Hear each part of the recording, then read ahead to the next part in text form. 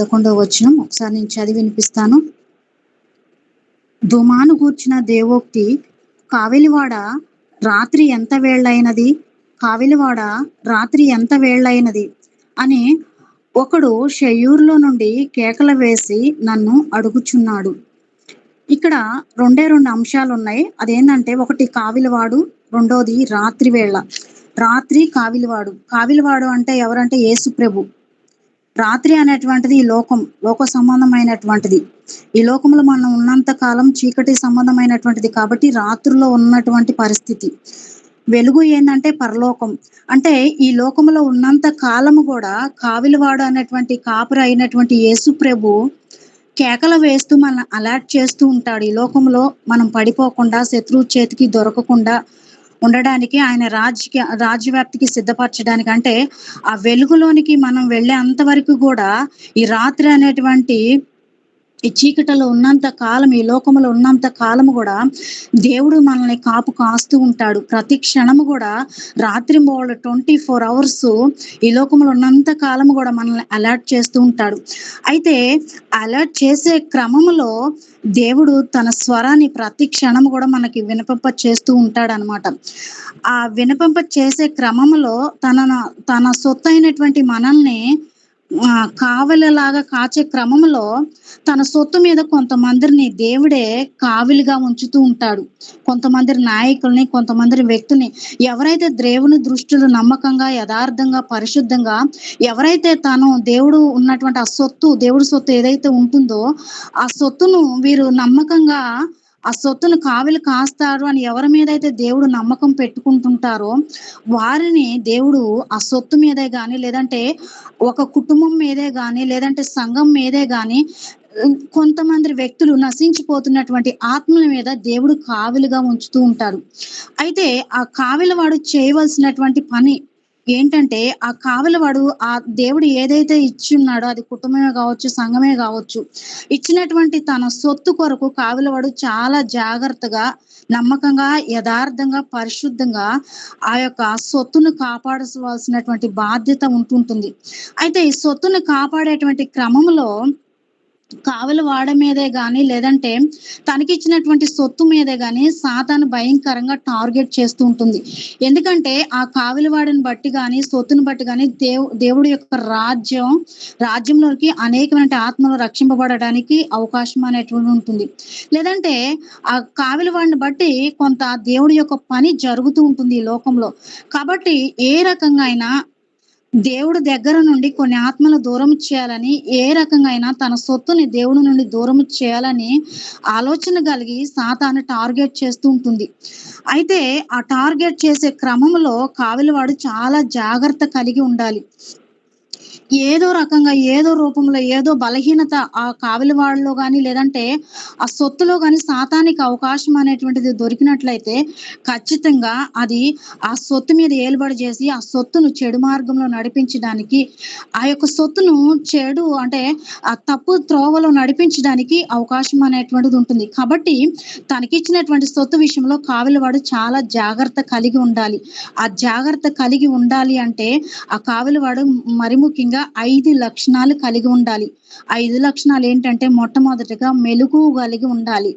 మెలకువ కలిగి ఉండడం అంటే తనకిచ్చినటువంటి కుటుంబ విషయంలో రాత్రింబవళ్ళు మెలకువ కలిగి ప్రార్థన చేయాలి. లేదంటే తనకిచ్చినటువంటి సొత్తు విషయంలో కాపాడుకునే క్రమంలో రాత్రింబవళ్ళు అలర్ట్ కలిగి ఉండాలి.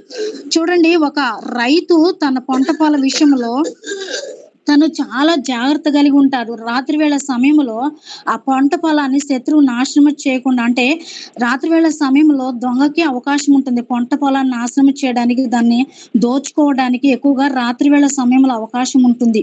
కాబట్టి రైతు ఆ పంటని కావలి కాసే క్రమంలో రాత్రింబవళ్ళు చాలా జాగ్రత్తగా దొంగలు తన సొత్తును అపహరించకుండా, లేదంటే ఈ యొక్క జంతువులు గాని, లేదంటే ఇంకే రీతిగైనా తన పంట పొలాన్ని నాశనం చేయకుండా, ఆ పంట పొలం తన గృహానికి వచ్చేంత వరకు గూడా తను ఆ యొక్క పంట పొలం విషయంలో చాలా జాగ్రత్త కలిగి కావలి కాస్తూ ఉంటాడు. ఆ రాత్రులు ఆ పంట పొలాల దగ్గర మెలకువ కలిగి నిద్రపోకుండా ఉంటుంటాడు. అంతే కాదు గాని తను శత్రువు భయపడాలని కావిలివాడు ఉన్నాడు అనేటువంటి విషయం కలిగి శత్రువు ఆ పంట పొలాన్ని నాశనం చేయకుండా ఉండాలి.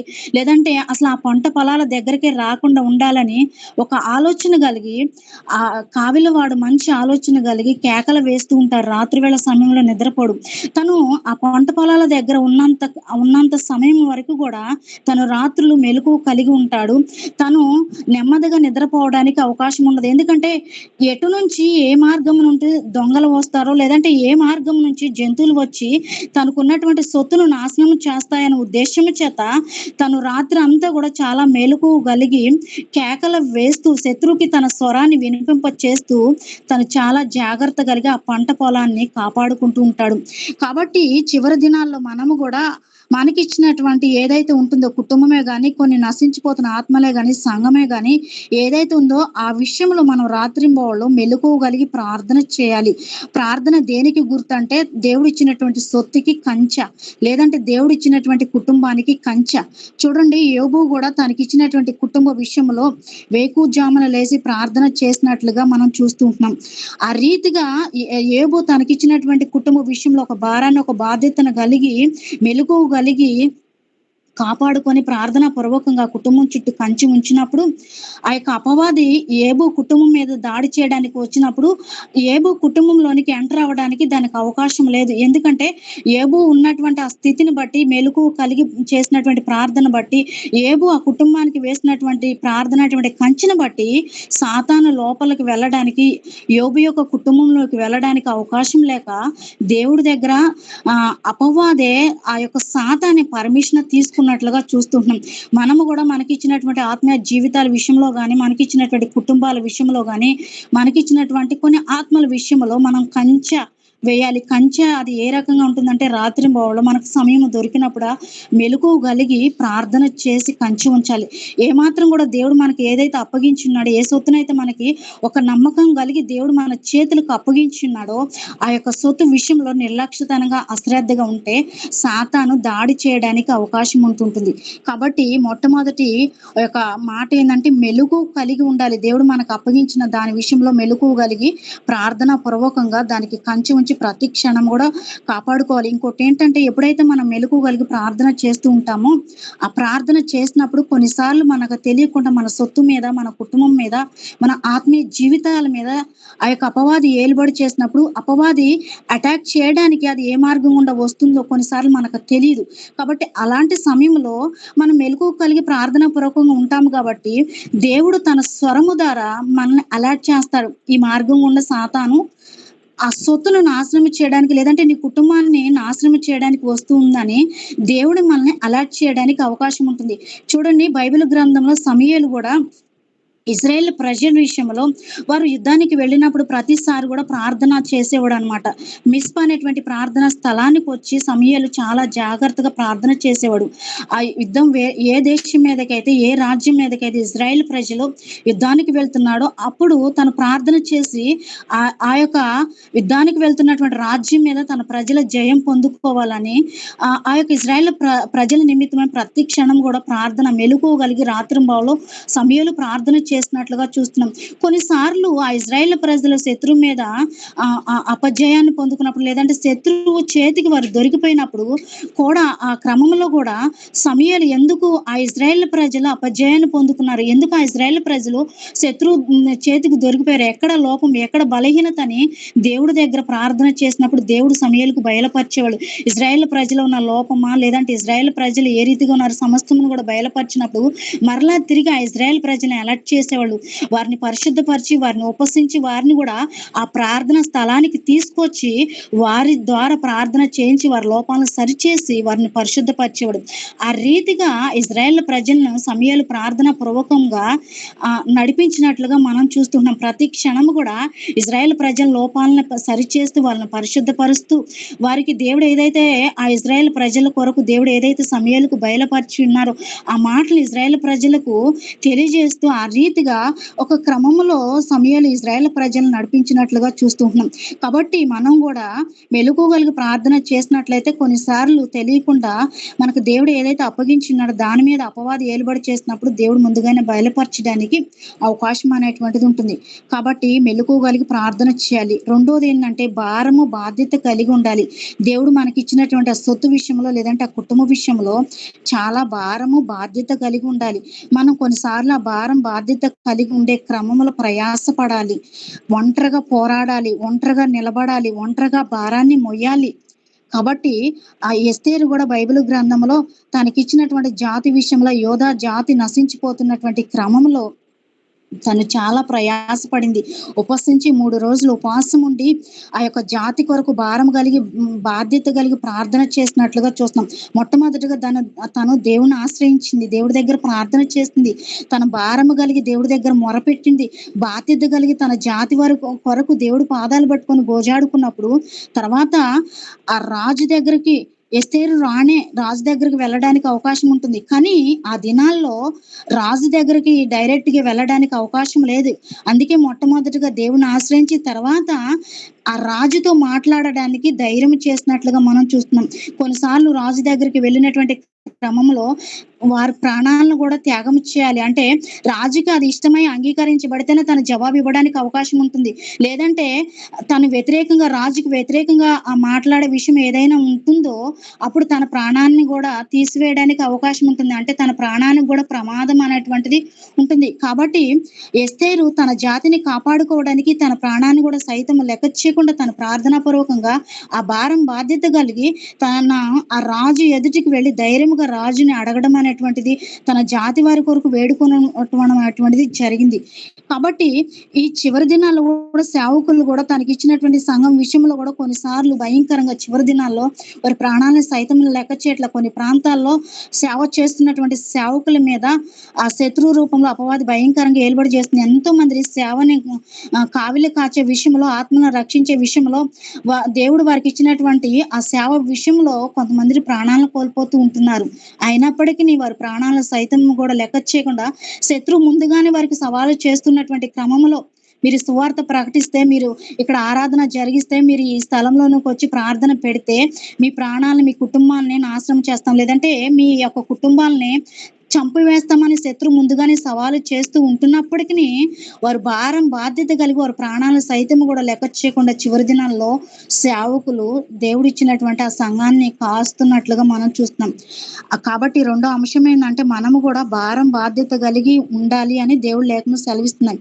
కాబట్టి నెహెమ్యా కూడా యెరూషలేము కొరకు తను రాజు దగ్గర గిన్నె అందించే స్థానం, ఉన్నతమైనటువంటి స్థానములు ఉన్నప్పటికీ యెరూషలేము గోడలు పాడైపోతున్నటువంటి విషయము నెహెమ్యా తెలుసుకున్న తర్వాత తను ఒక భారం, బాధ్యత కలిగి రాజు దగ్గర పర్మిషన్ తీసుకొని కొన్ని దేశాలు దాటుకొని అనేక రీతిలుగా ప్రయాసపడి మరలా యెరూషలేము యూదా ప్రజల్ని, తనకున్నటువంటి ప్రజలను ప్రోత్సాహపరిచి ఆ యొక్క దేవుడు పనిచేస్తున్నటువంటి క్రమములో శత్రువు అనేక రీతిగా హేళన చేస్తున్నప్పటికీ తన ఆ భారాన్ని, బాధ్యత కలిగి యెరూషలేము గోడలు కట్టినట్లుగా చూస్తాం. కానీ నెహెమ్యాకి అవసరం లేదు. నెహెమ్యా మంచి పొజిషన్‌లో ఉన్నాడు. కానీ నెహెమ్యా మీద ఉన్నటువంటి భారం, బాధ్యతను బట్టి తను కొంత ప్రయాసపడి యెరూషలేము గోడలు కట్టినట్లుగా చూస్తున్నాం. మనము కూడా కొన్ని విషయాల్లో భారమైన అది బాధ్యతను మనం భరించాలి. దేవుడు ఏదైతే మనకు అప్పగించున్నాడో ఆ విషయంలో కొన్నిసార్లు ఒంటరిగా నిలబడాలి, ఒంటరిగా ప్రయాసపడాలి. కొన్నిసార్లు హేళన చేయబడతాం. శత్రువు మన హేళన చేస్తూ ఉంటది. అయినప్పటికీ మనం భారం, బాధ్యత గల దేవుడి యందు నమ్మకం ఉంచి ముందుకు పోయినట్లయితే దేవుడు మన పక్షానుండి జయం మన పక్షానుండి జయం ఇవ్వడానికి అవకాశం అనేటువంటిది ఉంటుంది. కాబట్టి మూడో అంశం ఏందంటే జ్ఞానము కలిగి ఉండాలి. జ్ఞానం వచ్చినటువంటి ఆ సొత్తు విషయంలో లేదంటే మనం నడిపించేటువంటి కుటుంబ విషయంలో ఈ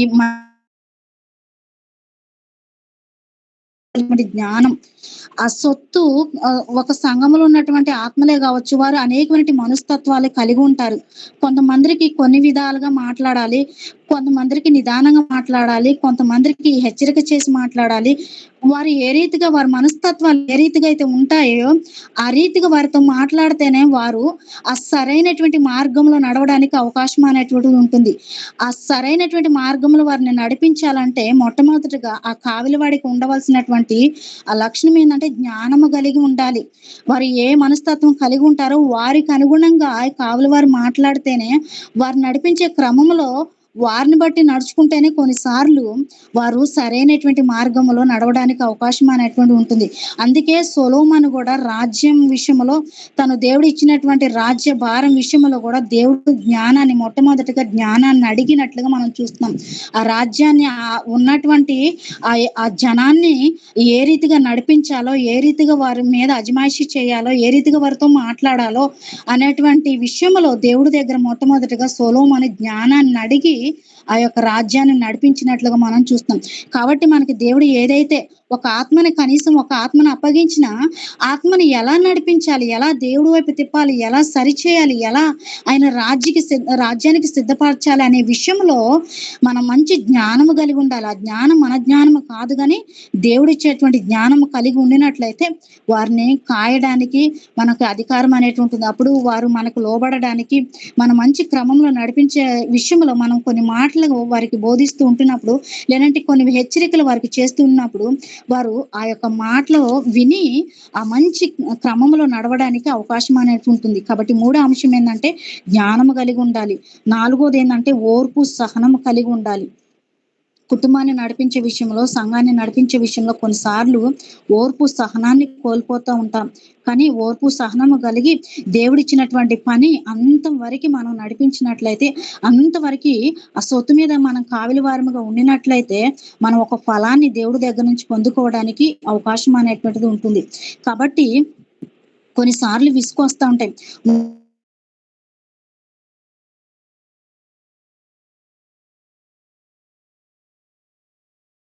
దేవుడు వాగ్దానం చేసి కనాను మంచి సమృద్ధి కలిగినటువంటి కానాను పాలు తేలు ప్రవహించేటువంటి కానాను వారిని అక్కడ ప్రవేశపెట్టాలని ఈ ఐగుప్తులు వారు ఎంతగానో కష్టంలో, బాధలో, బానిసత్వంలో శత్రువు చేతిలో నలిగిపోతున్నటువంటి క్రమంలో దేవుడు మంచి ఆలోచన కలిగి మోషే, యెహోషువ లాంటి నాయకుల్ని వారి మీద కావలిగా ఉంచి వారిని నడిపించడానికి ఇజ్రాయేల్ ప్రజలను ఆ యొక్క బానిసత్వం నుంచి బయటికి తీసుకురావడానికి దేవుడు కూడా కొంతమంది నాయకులను పెట్టినప్పుడు ఆ ఇజ్రాయేల్ ప్రజలు గూడా చాలా విసుక్కున్నారు. ఆ దేవుడి విషయంలో విసుగు చెందున్నారు. అక్కడ ఉన్నట్లయితే బాగుండేది అని ఆ అరణ్య మార్గంలో నడిచేటప్పుడు దేవుడు వారి జీవితంలో ఎన్ని అద్భుతాలు చేసినా వారికి ఏది అవసరమయ్యో ఆ సమయంలో వారికి ఏది అవసరమో అది అనుగ్రహించినప్పటికిని వారు తినడానికి మన్నాను, వారికి కావాల్సినప్పుడు నీళ్లు కావాల్సినప్పుడు బండ నుండి జలాల్ని ఇచ్చినప్పటికీ ఇంకా అనేక రీతులుగా వారి అడ్డుగా ఏ సమస్య, ఏ శత్రువు ఏది అడ్డుగా ఉన్న దాన్ని తొలగించి వారి నాయకులను బట్టి దేవుడు అనేక రీతిలుగా వారిని అద్భుతాలను జరిగించినప్పటికిని గూడా ఇజ్రాయేల్ ప్రజలు మోషే విషయంలో, యెహోషువ విషయంలో చాలా సార్లు సనుక్కున్నట్లుగా, దేవుడి విషయంలో సనుక్కున్నట్లుగా మనం చూస్తూ ఉంటున్నాం. కాబట్టి కొన్నిసార్లు మన కుటుంబ విషయంలో గూడా కొన్ని భారాలు, బాధ్యతలు మోస్తూ ఉంటున్నప్పుడు వారు సనుక్కుంటారు. కొన్నిసార్లు మన మీదే మనం వారిని మంచి క్రమంలో నడిపించాలి. మంచిగా వారికి మేలు చేయాలి. వారి క్షేమం కోరుకొని మనం అనేక రీతిలుగా ప్రయాసపడుతున్నటువంటి క్రమంలో గూడా కొన్నిసార్లు వారు మన మీద నింద వేసినప్పుడు, కొన్నిసార్లు వారు మనకి వ్యతిరేకంగా మాట్లాడినప్పుడు, కొన్నిసార్లు వారు మనల్ని దూషించి హేళన చేసి మాట్లాడినప్పుడు మనకు కూడా ఓర్పు, సహనాన్ని కోల్పోతూ ఉంటాము. కాబట్టి ఆ ఓర్పు, సహనం కలిగి ఉంటేనే మన అంతం వరకి ఆ సొత్తుని నడిపించగలుగుతూ ఉంటాం.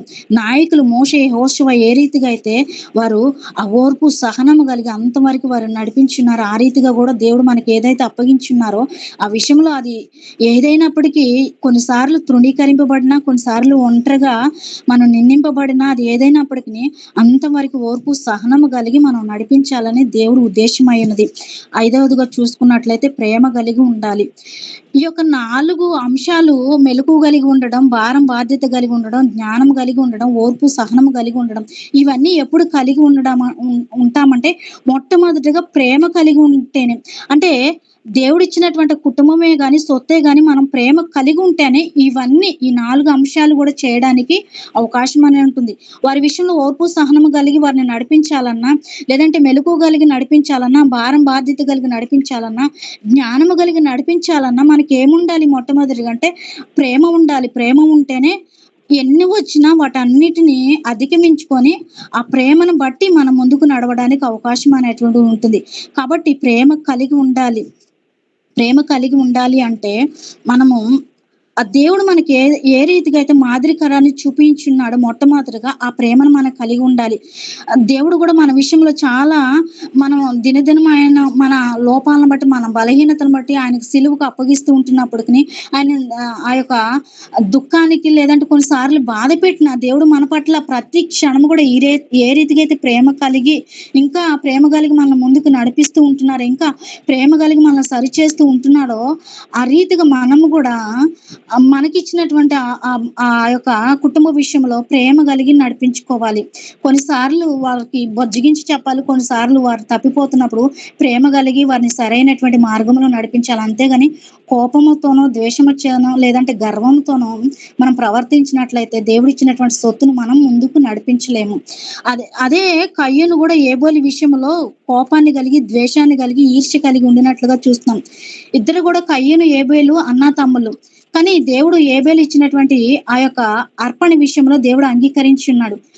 ఎప్పుడైతే ఏబేలు యొక్క అర్పణ దేవుడు అంగీకరించున్నాడో, ఎప్పుడైతే ఏబేలుని దేవుడు మెచ్చుకున్నాడో, ఆ విషయంలో అన్న అయినటువంటి కయ్యూను ఏబేలు మీద ఈర్ష్య పెట్టుకున్నట్లుగా, కోపం పెట్టుకున్నట్లుగా చూస్తాం. ఆ చిన్న కోపమే ఏబేలుని చంపేయడానికి, తన తమ్ముడిని చంపేయడానికి కారణంగా ఉంది. కాబట్టి మనం ఏమి కలిగి ఉండాలి? ప్రేమ కలిగి ఉండాలి. అది ఎంత భయంకరటి పరిస్థితి అయినా మన మీద శత్రువు రూపంలో ఆ మనుషులు ఎంతగా దాడి చేస్తున్నప్పటికి మనం ప్రేమ కలిగి ఉన్నట్లయితే ఏదో ఒక రోజున వారు మన గురించి తెలుసుకొని మరలా దేవుడి మార్గంలో నడవడానికి అవకాశం ఉంటుంది. ఆ తొందరపాటు వలన ఆ యొక్క కయ్యూన్‌లో ఉన్నటువంటి కోపము, ఈర్ష్యను బట్టి దేవుడు కొన్నిసార్లు మనకంటే చిన్నవారి మీద మనల్ని అధికారిగా ఉంచుతారు. అంటే కావలి కాసేవారుగా మనం వారి మీద ఏలుబడి చేసేవారిగా ఉంచుతారు.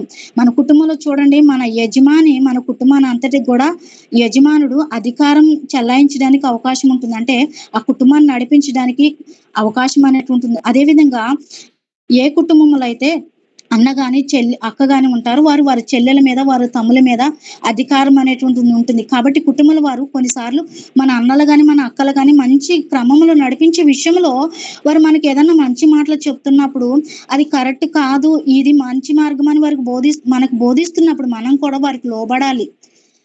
ఆ యొక్క కయ్యూను గూడా తమ్ముడి విషయంలో బాధ్యత కలిగి, భారం కలిగి, ప్రేమ కలిగి చూపించవలసినటువంటి విషయంలో తను తమ్ముడి విషయంలో ఈర్ష్య కలిగి తన తమ్ముడిని చంపేసినట్లుగా చూస్తున్నాం. దాని ద్వారా కయ్యూను మీదకి భయంకరంటి శాపము దేవుడు ఉగ్రత రూపంలో వచ్చింది.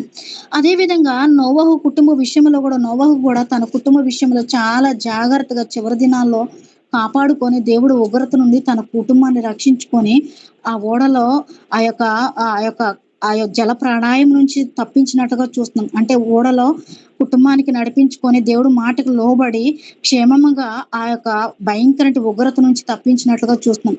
అంటే నోహుకి ఇచ్చినటువంటి కుటుంబ విషయంలో ఆ యొక్క నోవాహు గూడా ప్రేమ కలిగి తను ఏ రీతిగా తన కుటుంబాన్ని నడిపించుకున్నాడో, ఏ ప్రేమ కలిగి, ఏ ఓర్పు సహనము కలిగి, ఏ రీతిగా తన కుటుంబానికి దేవుడి విషయాలు చెప్పి బోధించాడో తెలీదు గానీ, ఆ తరంలోనంట నోవహు కుటుంబం మాత్రమే నీతి కలిగినటువంటి కుటుంబంగా దేవుని దృష్టిలో కనపడింది. అందుకే ఆ ఉగ్రత నుంచి నోవహు కుటుంబం మాత్రమే తప్పింపబడింది.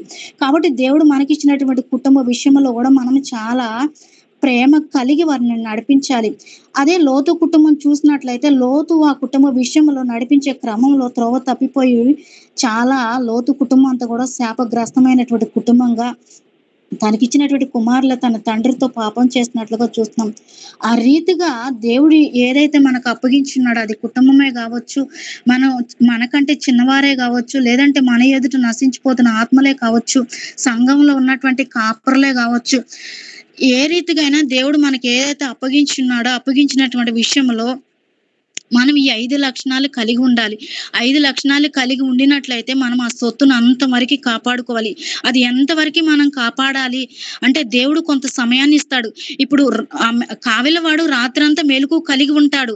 ఉదయం అయిపోగానే తన డ్యూటీ అయిపోతుంది. తన ఇంటికి వెళ్ళిపోయి ప్రశాంతంగా పడుకుంటాడు. అంతవరకి రాత్రంతా కూడా కావలివాడు చాలా మెలుకువ కలిగి, చాలా అలర్ట్ కలిగి, ఎటు నుంచి ఆ శత్రువు వస్తుందో అనేటువంటి క్రమంలో జ్ఞానము కలిగి, చాలా విసుగు చెందకుండా తనకిచ్చినటువంటి ఆ సొత్తు విషయంలో కావిలి కాయవలసినటువంటి పరిస్థితి ఉంటుంది. తను ఎంతవరకి కావాలంటే కొంత సమయం కావిలి కావాల్సినటువంటి సమయం కొంత సమయం అనేటువంటిది ఉంటుంది. ఎప్పుడైతే ఉదయకాలం అయిపోతుంటుందో తన డ్యూటీ ముగించుకొని తను వెళ్ళిపోవడానికి అవకాశం ఉంటుంది. అయితే రాత్రంతా కావలి కాసినటువంటి కావలి వాడికి గొప్ప బహుమానం అనేటువంటిది ఉంటుంది. ఆ ఫలం అనేటువంటిది ఉంటుంది. తను పడినటువంటి ప్రయాసం రాత్రంతా మెలుకువ కలిగి, ఓర్పు సహనము కలిగి, ఆ సొత్తు కొరకు ఎంతగా భారము కలిగి, బాధ్యత కలిగి ఎంతగా ప్రయత్నం చేసి ఉంటాడో, ఆ ఫలం అనేది దేవుడు ఖచ్చితంగా ఒకానొక సమయం వచ్చినప్పుడు మనం పొందుకోవడానికి అవకాశం అనేటువంటిది ఉంటుంది. కాబట్టి ఈ చివరి దినాల్లో దేవుడు కూడా మన యందు ఒక నమ్మకం కలిగి, మన యథార్థతను చూసో, లేదంటే మన పరిశుద్ధతను చూసో, లేదంటే కొన్ని ఆత్మలు మనం చేతికి అప్పగించినప్పుడు దేవుడిచ్చినటువంటి సొత్తు విషయంలో, ఆ కుటుంబ విషయంలో, లేదంటే ఒక్క ఆత్మను అప్పగించిన ఆత్మ విషయంలో కూడా మనం అంతవరకి ప్రయాసపడాలి. అది ఎంతవరకంటే దేవుడు రాకడ వరకి, మన మరణం వరకి, లేదంటే ఆత్మ ఆయన రాజ్యంలో చేర్చబడే అంతవరకి మనం పోరాడాలి. ఈ లోకంలో రాత్రి అనేటువంటి చీకటిలో ఉన్నంత వరకి ఆయన రాజ్యంలో చేరిన తర్వాత అక్కడ శత్రువుకు అవకాశం ఉండదు. ఆ వెలుగులో ఉంటాము కాబట్టి ఆ యొక్క రాజ్యంలో చేరిన తర్వాత మనం కాపు కాయాల్సిన అవసరం ఉండదు. ఇది ఈ లోకంలో చీకటి అనేటువంటి లోకంలో మన రాత్రులు పగలు మెలకువ కలిగి మనకిచ్చినటువంటి విషయంలో బాధ్యత భారము కలిగి మనం ఆ రీతిగా ఈ 5 లక్షణాలు కలిగి దేవుడిచ్చినటువంటి పని విషయంలో నమ్మకం కలిగి ఉండినట్లయితే ఒకానొక దినమున ఆయన ఎదుట నిలబడినప్పుడు దేవుడు దాసుడా మంచి దాసుడని మనకు అనేకమైన బహుమానాలు ఇవ్వడానికి అవకాశం అని ఉంటుంది. కాబట్టి మనం ప్రార్థనా పూర్వకంగా ఉండాలి. మొట్టమొదటిగా దేవుడి ఎదుట మన ఆత్మీయ జీవితం సరైనదిగా ఉండినప్పుడే దేవుడు ఒక పనిని, ఒక భారాన్ని మన మీద అప్పగించడానికి అవకాశం అనేటువంటిది ఉంటుంది. కాబట్టి ఈ రాత్రి వేళ సమయంలో మనం ఈ 5 లక్షణాలు కలిగి ఏదైతే దేవుడు మనకి అప్పగించి దేని మీదైతే మనల్ని కావలి వారిగా ఉంచున్నారో ఆ విషయంలో చివరి దినాల్లో మరి ముఖ్యంగా చాలా భారం బాధ్యత కలిగి దేవుడిచ్చినటువంటి పనిని మనము అంతవరకి కాపాడినట్లయితే మనం దేవుడి దగ్గర ఒక ఫలం పొందుకోవడానికి అవకాశం అనేది ఉంటుంది. కాబట్టి ఇటు మాటలు దేవుడు ఆశ్రయించి దీవించును గాక. ఆమేన్.